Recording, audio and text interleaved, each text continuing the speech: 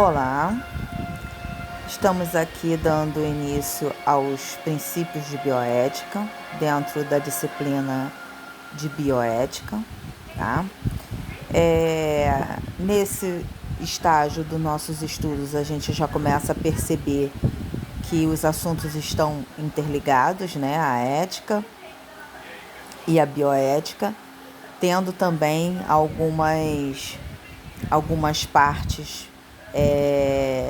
de psicologia também inseridas dentro desses contextos, porque uma vez que a gente tem as noções e as orientações sobre os protocolos, sobre as rotinas, sobre os padrões éticos, a gente começa a perceber mais essas nuances e consegue perceber a ligação entre os temas, entre os assuntos, né? Que são assuntos interligados.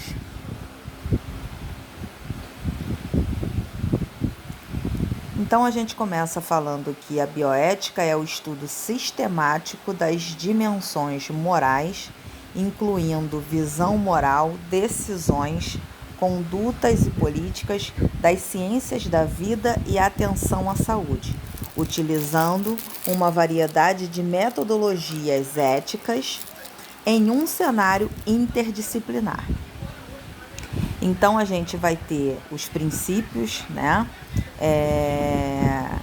incluído dentro dessa visão moral, para serem utilizados numa variedade de metodologia, dentro de todas as disciplinas, dentro de todas as esferas, todas as divisões, todos os setores. Então, os mesmos padrões éticos que eu vou ter dentro da minha profissão em particular, as outras profissões também vão ter o seu código de ética, todos inseridos dentro de um mesmo padrão. Até porque para que se tenha uma rotina a ser seguida, tá? Então a gente se prende aí, né? Estudo sistemático, visão moral e metodologias éticas. As condutas humanas são dependentes das normas morais que existem na consciência de cada um. Cada consequência, diferentes pontos de vista determinam as diversas respostas das pessoas aos semelhantes. A existência dessas normas morais tem sempre estado presente na vida das pessoas, norteando a análise dos problemas através de conselhos, ordens, obrigações e proibições recebidas por nós desde pequenos. Aprendemos a orientar e determinar nossa conduta numa etapa posterior. Então, muitas das coisas que, por exemplo, a gente tem contato durante a infância, durante a adolescência, através dos nossos pais, da nossa família, vão ser adaptados dentro da nossa rotina no ambiente de trabalho. E muito do que a gente pega de origem de padrões éticos na infância e na adolescência, nos primeiros anos da vida adulta, vão moldar o nosso caráter dali por diante. Tá? Então, as bases morais, elas dão muito suporte. Elas não determinam para sempre, mas elas auxiliam muito nessa constituição do caráter, tá? O que não quer dizer que uma pessoa que vai se desenvolver, vai crescer dentro de um ambiente que segue, né, de forma satisfatória os padrões éticos e morais, vai ser uma pessoa dentro desses parâmetros. Da mesma forma que uma pessoa que não foi criada dentro de um local, de um ambiente em que foi exposto a ela esses padrões éticos, ela não vai ser uma pessoa de mau caráter, tá? Ela pode ser uma pessoa que não teve essa estrutura e a partir do momento em que ela conhece, tem alguns contatos com esses padrões éticos, ela desenvolve um caráter absurdamente ético. Então não é determinante, mas é influenciante, né? Influenciador, né? Se as pessoas não tiverem um parâmetro do que é o famoso certo e errado, ela não tem literalmente nenhum padrão para seguir, tá?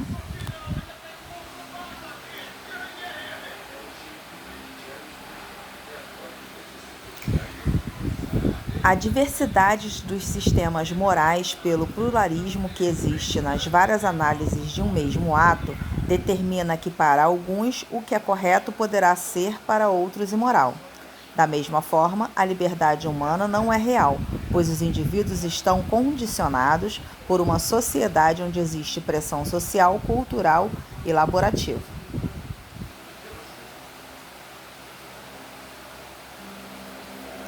Considerando-se a ética e a moral os campos que permitem à pessoa atuar em base a um critério individual, conservando sua própria consciência, os problemas estarão na incompatibilidade, muitas vezes, entre a liberdade humana e as normas morais. O que quer dizer entre o ser e o deve ser. Moral e ética. Moral da sociedade tem aspecto prescritivo, legal, obrigatório, impositivo, coercivo ou punitivo. Ética da pessoa, valor captado e apreciado internamente e como tal na reflexão do sujeito. O nascimento da bioética tem suas raízes ideológicas nas ruínas da Segunda Guerra Mundial, quando se estimulou a consciência dos homens a uma profunda reflexão com o intuito de se estabelecer uma fronteira entre a ética e o comportamento. A partir desse marco, estimulou-se a exigência de uma ética no campo biomédico, fundamentada na razão e nos valores objetivos da vida e da pessoa.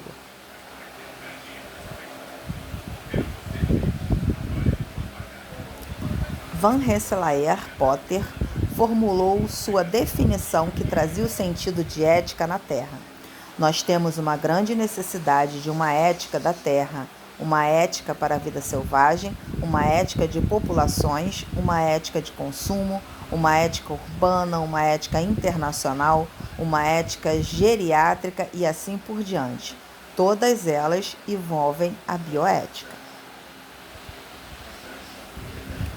Potter depois traria a visão original do compromisso global frente ao equilíbrio e preservação da relação dos seres humanos com o ecossistema e a própria vida do planeta como uma nova definição. Eu proponho o termo bioética como forma de enfatizar os dois componentes mais importantes para se atingir uma nova sabedoria, que é tão desesperadamente necessária: conhecimento biológico e valores humanos. A corrente principialista, iniciou-se com o relatório Belmonte, com princípios básicos na resolução dos problemas éticos surgido na pesquisa com seres humanos. No mesmo ano, Bechal e Childress apresentaram a bioética sob o mesmo prisma, baseada nos 4 princípios prima facie, que não são absolutos. Princípio do respeito à autonomia, da não maleficência, da beneficência e da justiça. O principialismo é uma das várias formas mais utilizadas da expressão da bioética. Hoje em dia, tendemos a buscar uma visão mais globalizada, mas ao mesmo tempo mais específica na análise de cada caso, dentro do seu contexto social, econômico e cultural. É conhecido como o modelo de Georgetown, ou americano, por ter sido lançado e defendido na universidade dessa cidade norte-americana. Buscava-se soluções para os dilemas éticos baseados em uma perspectiva aceitável para as pessoas envolvidas, por meio de 2 princípios de caráter deontológico, do grego deon, obrigação, dever, não maleficência e justiça, e 2 de caráter teleológico, do grego telos, fim, finalidade, beneficência e autonomia. Então, podemos redefinir que bioética se refere a um estudo sistemático da conduta humana examinada à luz dos valores e dos princípios morais. Trata-se de um braço da ética geral. Sua tarefa não é elaborar novos princípios éticos gerais, mas aplicar esses princípios ao âmbito das ciências da vida e dos cuidados da saúde, em especial aos novos problemas que estão surgindo. Então, dentro da bioética, a gente vai ter todos aqueles valores éticos que a gente reconhece, que a gente aprendeu, tá? Sendo aplicados no âmbito das ciências, tá? É literalmente como se eu pegasse um ramo da ética direcionada para o atendimento em saúde e, a partir desses princípios éticos, eles fossem adaptados para as rotinas do ambiente de saúde, tá? Por que isso? Porque a gente precisa, dentro dos padrões éticos, fornecer meios para resolução em situações muito adversas. São situações em que você precisa adaptar os padrões àquela realidade, a realidade que o paciente vive, a realidade daquela região.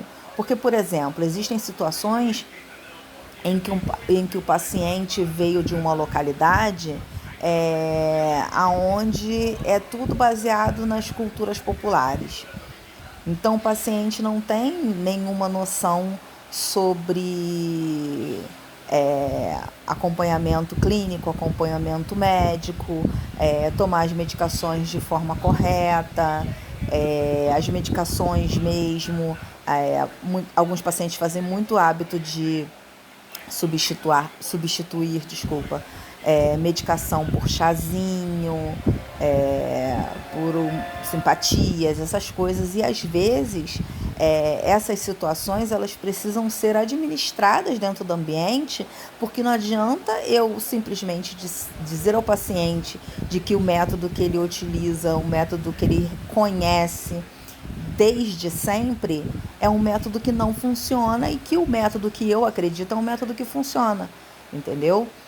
Eu não posso impor a minha verdade ao paciente como verdade absoluta se eu não adaptá-lo a essa realidade, porque ele vai criar obstáculos a isso e vai enfrentar muitas dificuldades de aceitação e pode até desistir de fazer o tratamento medicamentoso por causa dessas crenças que ele tem, tá?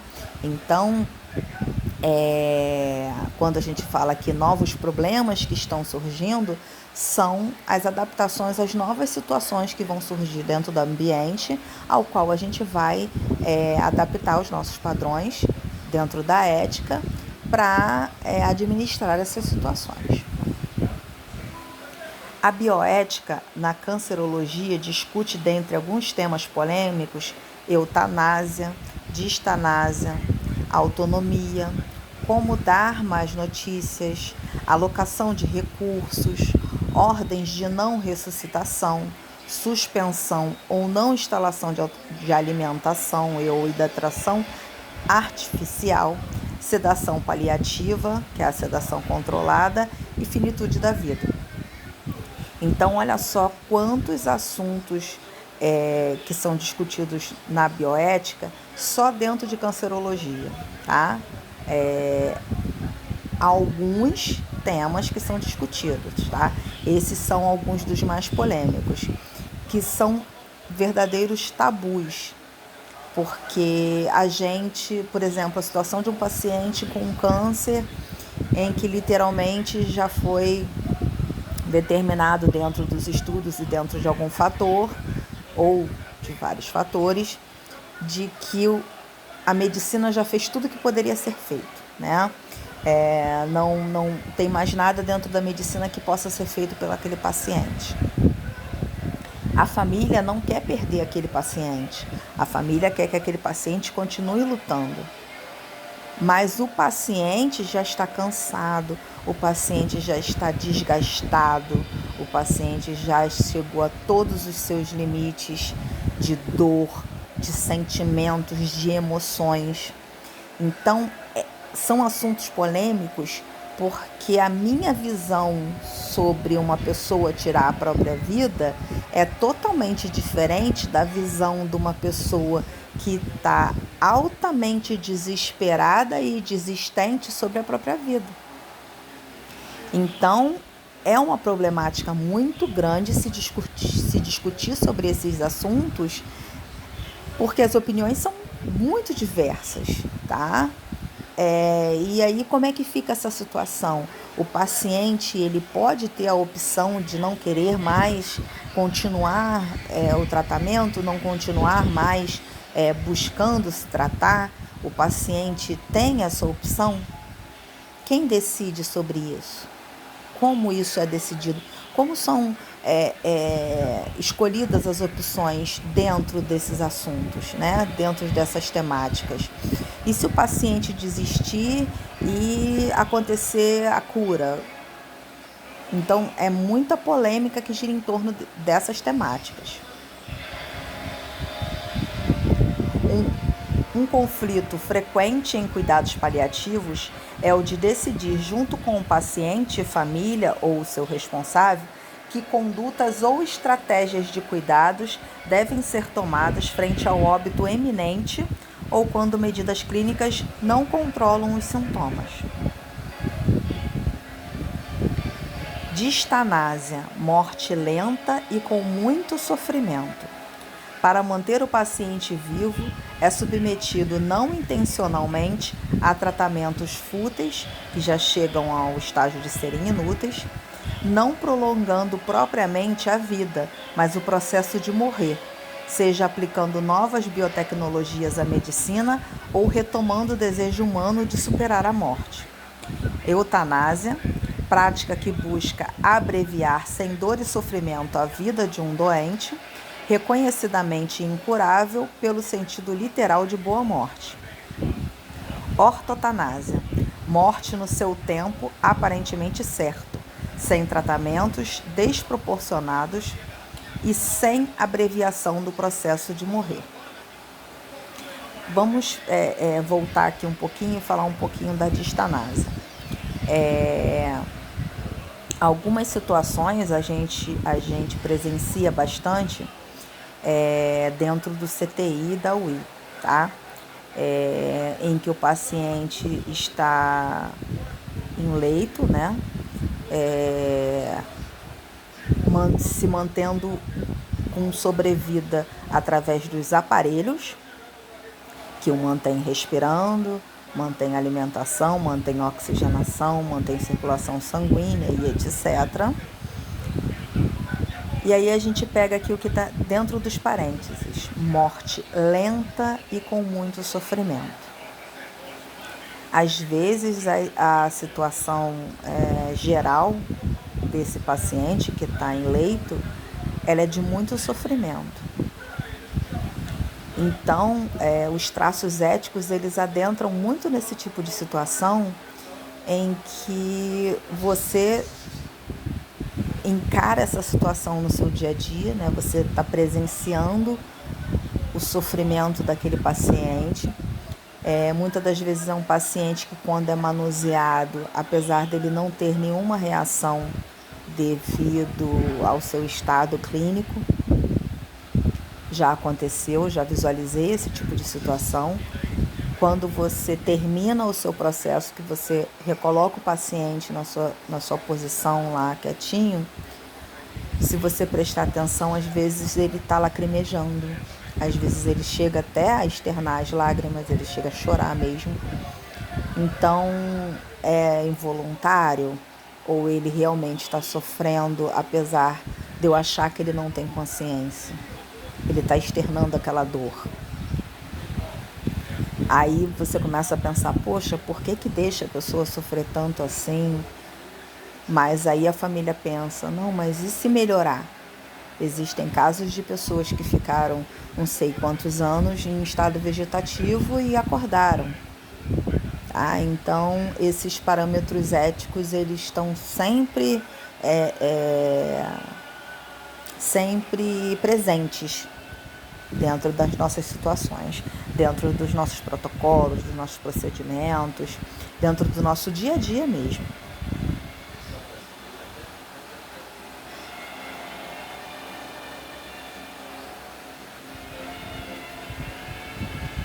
O principialismo de Belshoff e Chaldrés é o modelo mais utilizado na bioética clínica, nas discussões dos problemas ou nos dilemas, sendo a cancerologia e, em particular, a área dos cuidados paliativos, um grande campo de aplicação. Espero que vocês tenham gostado dessa introdução que a gente fez à bioética, tá? Nas próximas aulas a gente vai começar a falar mais detalhado, tá? Em alguns tópicos em especial. A gente percebeu aqui que a bioética ela está muito interligada na ética, não só na semelhança de denominação entre uma e outra, quanto nos tópicos e nos descreverem das situações, né? A gente tem muito as situações dos pacientes depois que a gente já está com um pouquinho mais de bagagem, porque a gente percebe mais as nuances, percebe mais as situações. Então, a gente tem as aplicações dos parâmetros éticos e bioéticos dentro do ambiente de saúde de forma rotineira no nosso dia a dia. Um exemplo de situação que passa desapercebido devido à sua naturalidade, devido à sua inserção no dia a dia, em que às vezes a gente fere os princípios éticos e nem se dá conta, né? Por exemplo, os pacientes com a precaução de contato. Sempre teve aquele dilema na minha visualização sobre a situação. O paciente que tem precaução de contato é o paciente que nós devemos nos precaver a meio de proteção quando formos manuseá-los. Então, nós temos a prevenção contato, a prevenção respiratória e por aí vai. Então, na nossa visualização, a gente tem sempre aquela, mas eu tenho que ser avisado se o paciente está ou não com precaução de contato. Eu tenho que me proteger independente de se eu tenho ou não a informação que o paciente tem a precaução de contato. Você imagine, você não é da área da saúde, tá? Imagine a situação. Você não é da área da saúde, você está de acompanhante de um familiar seu no ambiente hospitalar. No leito onde o seu familiar está acamado, tem várias plaquinhas. Se for manusear, use as luvas, use as máscaras, use capote. Às vezes o isolamento é só limitante, dependendo, né, do tipo de precaução que é necessária. O paciente fica, por exemplo, no CTI, o paciente que está no CTI e está no isolamento, ele fica numa divisãozinha do CTI. Então, para uma pessoa que não tem um entendimento do ambiente de saúde, por que colocaram o meu parente, o meu ente querido, dentro de uma gaiolazinha lá no CTI? Porque ele está em prevenção de contato. Tá. Mas na minha cabeça mas o que é isso? Prevenção de contato? Mas contato é uma palavra tão comum, todo mundo entende. Não é todo mundo que entende. Então, às vezes, o familiar ele não foi orientado sobre o que exatamente é essa prevenção. Ah, ó, quando você for fazer a visita, você precisa botar a luva, você precisa botar o capote, você precisa isso, você precisa aquilo. Às vezes o familiar ele só está pensando, nossa, eu venho da rua todo sujo, suado, que legal que eles me dão toda essa proteção para eu não trazer doença nenhuma para fulano. E às vezes ele não sabe que a prevenção é às vezes maior para que ele não pegue nenhuma doença do visitado do que o visitante traga alguma doença para ele, tá? Então é muito mais estruturado dentro daquele ambiente que eu faça o meu procedimento dentro dos padrões, que é se proteger independente do paciente ter precaução de contato ou não, ao invés de todo aquele, né, contingente de plaquinhas que os acompanhantes não compreendem. Eu que tenho a compreensão sobre isso, eu não preciso da placa, eu sei que eu preciso usar luva para todo o atendimento. Ah, mas a situação do capote você não sabe que você precisa usar. Você vai saber porque o capote vai estar disponível. Você vai saber porque na passagem do plantão você tem contato com os prontuários. Você vai saber se você for lá no cantinho e perguntar. Aquele paciente ele tem algum tipo de precaução? Aí alguém que já teve o contato com o paciente ou que recebeu as informações diretamente de alguém, já sabe das informações, passa as informações para você. Porque eu, por exemplo, já vi situações em que ao chegar próximo ao leito para realizar um procedimento, o acompanhante sentadinho lá do lado, lendo seu livrinho, aí um profissional virou para o outro e falou assim, ih, corre lá e pega a luva que esse paciente aqui está com precaução de contato. Se coloque novamente no lugar do acompanhante. Ou às vezes até no lugar do próprio paciente, porque às vezes ele está lúcido. Está acamado, mas está lúcido. Imagine o que ele fica pensando. Nossa, eu devo estar muito mal, porque precisou pegar a luva. Nem estava trabalhando de luva, botou a luva só por minha causa.